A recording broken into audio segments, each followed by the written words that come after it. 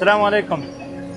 نورستان کې یو دا اوس هم تاسو وینئ د ژغورنې ټیم لګیا دی او دلته اوس هم شهیدان پراته دي. ښه نن درېیمه ورځ ده خو دومره غټې دي چې هېڅ امکان نه لري. دا اوس وګوره دا منځ کې دا سیند کې چې پرته ده دا هم د سیلاب راوړې ده.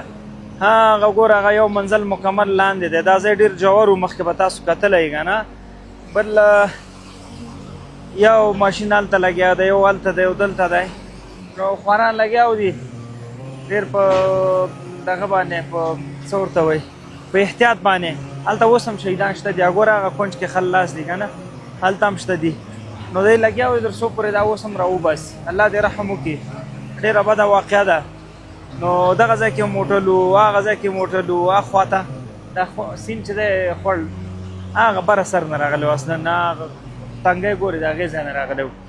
نو دومره په تیزۍ سره راغلی و چې حتی د خلکو دومره وخت نو پیدا کړی چې دا ځانونه وباسي.